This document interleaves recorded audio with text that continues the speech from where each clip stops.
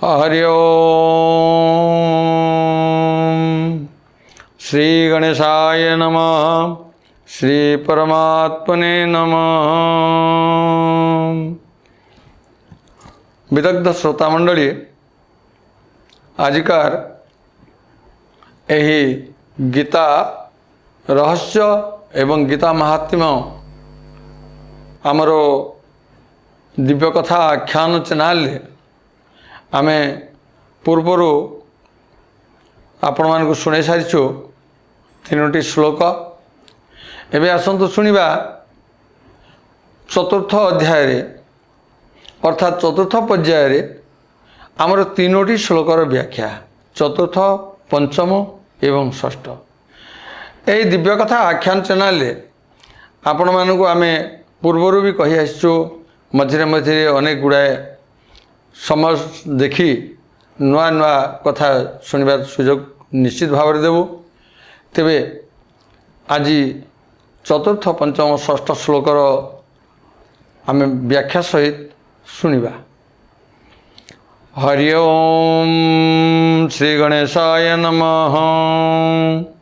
खर्वस्तुलतनो गजेन्द्रवदनम लंबोदरम सुंदरम प्रस्यन्दन मधुगंधलुब्धमधुप व्यालोलगंडस्थलम दंताघात विदारितारिरुधिरे सिंदूरशोभाकरम वंदे शैलसुतासुतं गणपतिं सिद्धिप्रदं कामदम्।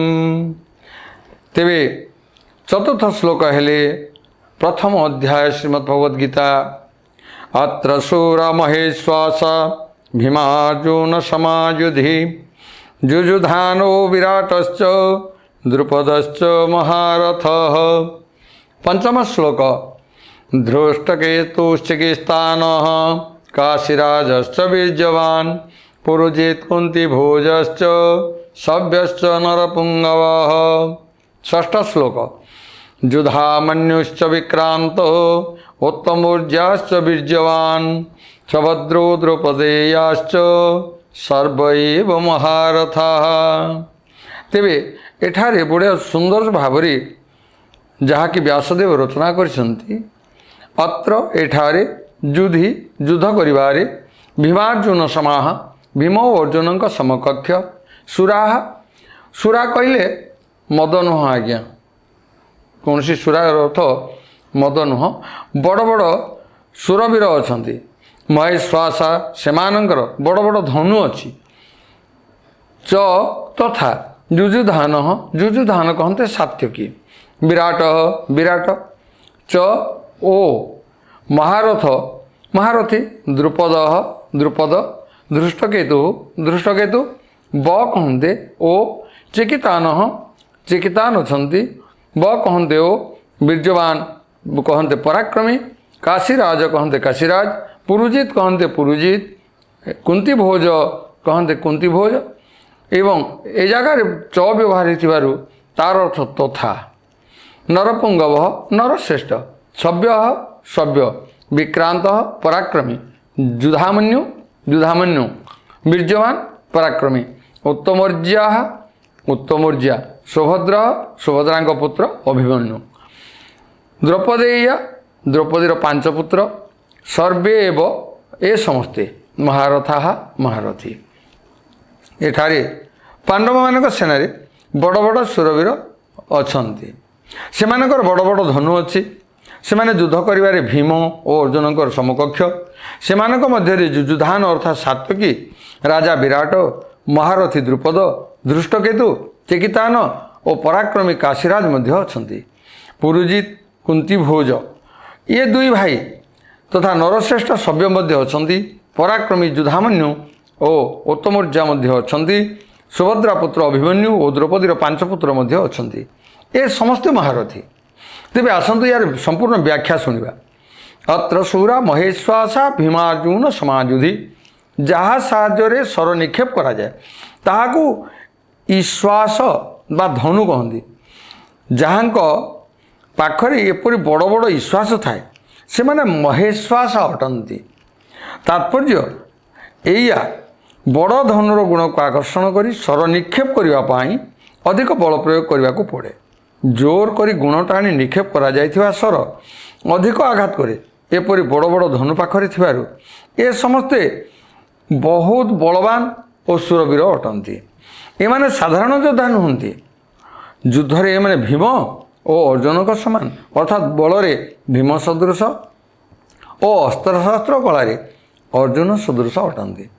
ଯୁଯୁଧାନ କହନ୍ତି ସାତ୍ୟକୀ ନାରାୟଣୀ ସେନାରେ ଥିଲେ। ସେ ଅର୍ଜୁନଙ୍କ ଠାରୁ ଅସ୍ତ୍ରଶସ୍ତ୍ର ବିଦ୍ୟା ଶିକ୍ଷା କରିଥିଲେ। ସେଥିପାଇଁ ଭଗବାନ ଶ୍ରୀକୃଷ୍ଣ ଦୁର୍ଯ୍ୟୋଧନଙ୍କୁ ନାରାୟଣୀ ସେନା ଦେବା ସତ୍ତ୍ୱେ ସେ କୃତଜ୍ଞ ହୋଇ ଅର୍ଜୁନଙ୍କ ପକ୍ଷରେ ରହିଲେ। ଦୁର୍ଯ୍ୟୋଧନଙ୍କ ପକ୍ଷକୁ ଗଲେ ନାହିଁ।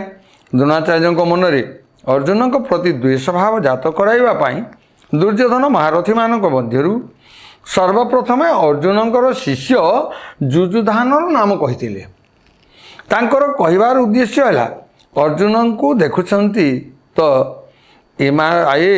ଆପଣଙ୍କ ଠାରୁ ଅସ୍ତ୍ରଶସ୍ତ୍ର ଚାଳନାର ବିଦ୍ୟା ଶିକ୍ଷା କଲା ଏବଂ ଆପଣ ତାକୁ ବରଦାନ ମଧ୍ୟ ଦେଲେ ଯେ ସଂସାରରେ ତୁମ ସମାନ ଯେପରି ଅନ୍ୟ କେହି ଧନୁର୍ଦ୍ଧର ହୋଇପାରିବେ ନାହିଁ, ମୁଁ ସେପରି ପ୍ରଯତ୍ନ କରିବି।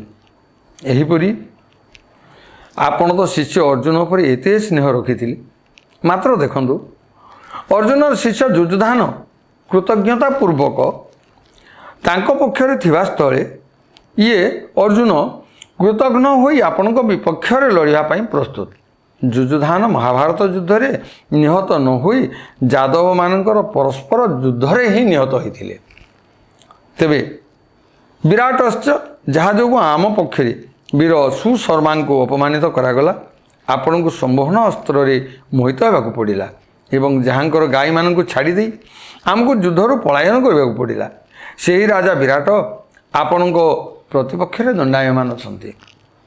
ରାଜା ବିରାଟଙ୍କ ସହିତ ଦ୍ରୋଣାଚାର୍ଯ୍ୟଙ୍କର ସେମିତି କୌଣସି ବୈରଭାବ ବା ଦ୍ୱେଷଭାବ ନଥିଲା। ମାତ୍ର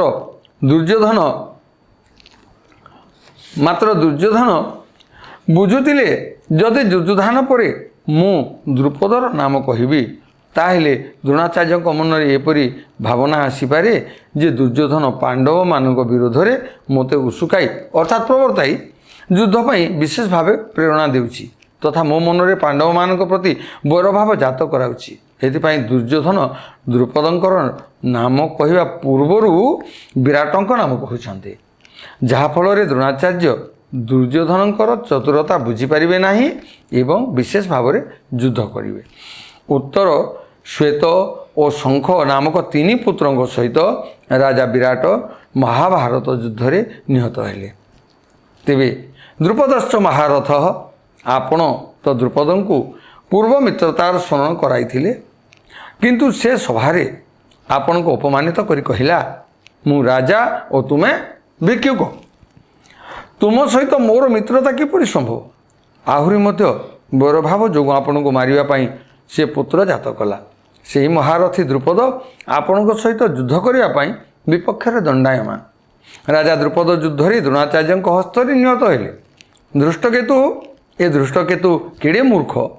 ଏହାର ପିତା ଶିଶୁପାଳକୁ ଯେଉଁ କୃଷ୍ଣ ସଭା ମଝିରେ ମାରିଦେଲା, ସେହି କୃଷ୍ଣ ସପକ୍ଷରେ ଏ ଯୁଦ୍ଧ କରିବା ପାଇଁ ପ୍ରସ୍ତୁତ ହୋଇଛି। ଦୃଷ୍ଟକେତୁ ଦ୍ରୋଣାଚାର୍ଯ୍ୟଙ୍କ ହସ୍ତରେ ନିହତ ହୋଇଥିଲେ। ଯେ କି ତା ନୁହଁ, ସମସ୍ତ ଯାଦବ ସେନା ତ ମୋ ସପକ୍ଷରେ ଯୁଦ୍ଧ ପାଇଁ ପ୍ରସ୍ତୁତ ହୋଇଛନ୍ତି, ଅଥଚ ଏଇ ଯାଦବ ଚିକିତାନ ପାଣ୍ଡବଙ୍କ ସେନାରେ ଯୋଗ ଦେଉଛି। ଚିକିତାନ ଦୁର୍ଯ୍ୟୋଧନଙ୍କ ହସ୍ତରେ ନିହତ ହୋଇଥିଲେ। କାଶୀରାଜଶ୍ଚ ବୀର୍ଯ୍ୟବାନ, ଏ କାଶୀରାଜ ବଡ଼ ସୁରବୀର ଓ ମହାରଥୀ। ଏ ମଧ୍ୟ ପାଣ୍ଡବଙ୍କ ସେନାରେ ସମ୍ମିଳିତ ହୋଇଛି। ଏଣୁ ଆପଣ ସାବଧାନ ହୋଇ ଯୁଦ୍ଧ କରୁଥିବେ, କାରଣ ଏ ବଡ଼ ପରାକ୍ରମୀ। କାଶୀରାଜ ମହାଭାରତ ଯୁଦ୍ଧରେ ପ୍ରାଣ ହରାଇଲେ। ଆଜ୍ଞା ପୁରୁଜିତ କୁନ୍ତିଭୋଜଶ୍ଚ, ଯଦ୍ୟପି ପୁରୁଜିତ ଓ କୁନ୍ତିଭୋଜ ଦୁହେଁ କୁନ୍ତିଙ୍କ ଭାଇ ହିସାବରେ ମୋର ଓ ପାଣ୍ଡବମାନଙ୍କର ମାମୁଁ, ତଥାପି ମନରେ ପକ୍ଷପାତିତା ଥିବାରୁ ଏ ଦୁହେଁ ଆମ ବିପକ୍ଷରେ ଯୁଦ୍ଧ ପାଇଁ ପ୍ରସ୍ତୁତ ହୋଇଛନ୍ତି। ପୁରୁଜିତ ଓ କୁନ୍ତିଭୋଜ ଦୁହେଁ ଯୁଦ୍ଧରେ ଦ୍ରୋଣାଚାର୍ଯ୍ୟଙ୍କର ହସ୍ତରେ ପ୍ରାଣ ହରାଇଥିଲେ। ସବ୍ୟଶ୍ଚ ନରପୁଙ୍ଗବ, ଏଇ ସବ୍ୟ ଯୁଧିଷ୍ଠିରଙ୍କର ଶ୍ୱଶୁର। ଏ ନରଶ୍ରେଷ୍ଠ ଓ ବଡ଼ ବଳବାନ ମଧ୍ୟ। ପାରିବାରିକ ଦୃଷ୍ଟିରୁ ମଧ୍ୟ ଏ ଆମର ସମ୍ପର୍କୀୟ। ମାତ୍ର ଇଏ ପାଣ୍ଡବର ପକ୍ଷରେ ଛିଡ଼ା ହୋଇଛନ୍ତି। ଯୁଧାମନ୍ୟୁଶ୍ଚ ବିକ୍ରାନ୍ତ ଉତ୍ତମୌର୍ଯ୍ୟାଶ୍ଚ ବୀର୍ଯ୍ୟବାନ। ପାଞ୍ଚାଳ ଦେଶର ଅତି ବଳବାନ ତଥା ବୀରଯୋଦ୍ଧା ଯୁଧାମନ୍ୟୁ ଓ ଉତ୍ତମୌର୍ଯ୍ୟା ମୋର ଶତ୍ରୁ ଅର୍ଜୁନର ରଥଚକ ଗୁଡ଼ିକୁ ରକ୍ଷା କରିବା ପାଇଁ ନିଯୁକ୍ତ ହୋଇଛନ୍ତି। ଆପଣ ଏମାନଙ୍କ ଆଡ଼କୁ ବି ଦୃଷ୍ଟି ଦେଉଥିବେ। ରାତିରେ ନିଦ୍ରିତ ଅବସ୍ଥାରେ ଏ ଦୁହିଁଙ୍କୁ ଅଶ୍ୱତ୍ଥାମା ମାରି ଦେଇଥିଲା ଆଜ୍ଞା। ସୁଭଦ୍ରା ଏ ହେଉଛି କୃଷ୍ଣର ଭଉଣୀ। ସୁଭଦ୍ରାର ପୁଅ ଅଭିମନ୍ୟୁ ଏ ବଡ଼ ସୁରବୀର। ଇଏ ଗର୍ଭରେ ହିଁ ଚକ୍ରବ୍ୟୁହ ଭେଦ କରିବାର ବିଦ୍ୟା ଶିଖିଛି। ଏଣୁ ଚକ୍ରବ୍ୟୁହ ରଚନା ସମୟରେ ଆପଣ ଏହାକୁ ଟିକେ ଲକ୍ଷ୍ୟ ରଖିଥିବେ। କାହିଁକି ନା ଯୁଦ୍ଧରେ ଦୁଃଶାସନର ପୁତ୍ର ଅନ୍ୟାୟପୂର୍ବକ ଗଦା ପ୍ରହାର କରିବାରୁ ଏ ଦୁହେଁ ନିହତ ହୋଇଥିଲେ।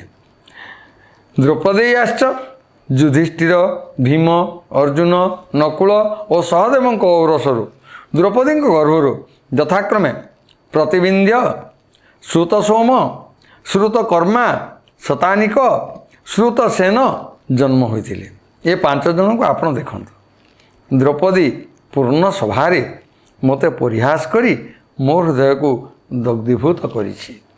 ତା'ର ଏହି ପାଞ୍ଚ ପୁତ୍ରଙ୍କୁ ଯୁଦ୍ଧରେ ନିହତ କରି ଆପଣ ପ୍ରତିଶୋଧ ନିଅନ୍ତୁ। ସର୍ବୈବ ମହାରଥା, ଏ ସମସ୍ତେ ମହାରଥୀ ଅଟନ୍ତି, ଯେ ଶାସ୍ତ୍ର ଓ ଶସ୍ତ୍ର ଉଭୟ ବିଦ୍ୟାରେ ପ୍ରବୀଣ ଏବଂ ଯୁଦ୍ଧରେ ଏକୁଟିଆ ଏକାବେଳେ 10,000 ଧନୁଧାରୀ ଯୋଦ୍ଧାଙ୍କୁ ସଞ୍ଚାଳନ କରିପାରନ୍ତି, ସେହି ବୀର ପୁରୁଷଙ୍କୁ ମହାରଥୀ କୁହାଯାଏ। ମହାରଥୀ କହିବାର ଅର୍ଥ ଏଇଆ, ଯିଏ 10,000 ଧନୁଧାରୀ ଯୋଦ୍ଧାଙ୍କୁ ଏକାଥରକେ ଅସ୍ତ୍ର ଏବଂ ଶସ୍ତ୍ରରେ ତାଙ୍କୁ ଯଦି ପରାସ୍ତ କରିପାରିଥାନ୍ତେ ବା ପରାସ୍ତ କରନ୍ତେ, ତେବେ ସେ ମହାରଥୀ ଘୋଷଣା ହୁଅନ୍ତି। ପାଣ୍ଡବ ସେନାର ଏପରି ବହୁତ ମହାରଥୀ ଅଛନ୍ତି।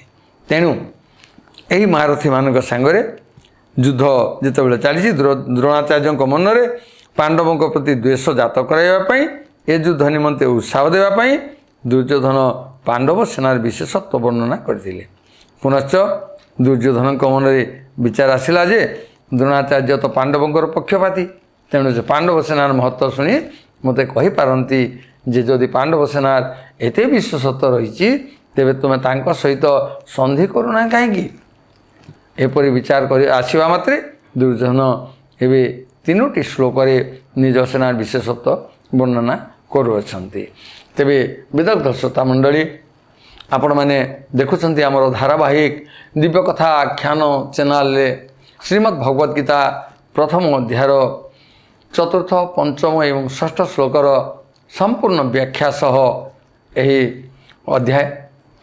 ତେବେ ଆପଣମାନଙ୍କୁ ଆମେ ସୂଚୀ ରଖୁଛୁ ଏହି ଅଧ୍ୟାୟ ଧାରାବାହିକ କ୍ରମଶଃ ହିସାବରେ ଚାଲିବ। ତେବେ ଆସନ୍ତୁ ପରବର୍ତ୍ତୀ ଅଧ୍ୟାୟ ପର୍ଯ୍ୟନ୍ତ ଅପେକ୍ଷା କରିବା। ମୋ ପାଖରୁ ଏହି ଶ୍ରୀମଦ୍ ଭଗବତ ଗୀତାର ପ୍ରତ୍ୟେକ ଶ୍ଲୋକର ସମ୍ପୂର୍ଣ୍ଣ ବ୍ୟାଖ୍ୟା ସହିତ ଶୁଣିବାର ସୁଯୋଗ ନିଅନ୍ତୁ, ଜୀବନକୁ ଧନ୍ୟ କରନ୍ତୁ। ତେବେ ରହୁଛି ପରବର୍ତ୍ତୀ ଅଧ୍ୟାୟ ପର୍ଯ୍ୟନ୍ତ। ହରି ଓମ୍ ତତ୍ସତ୍।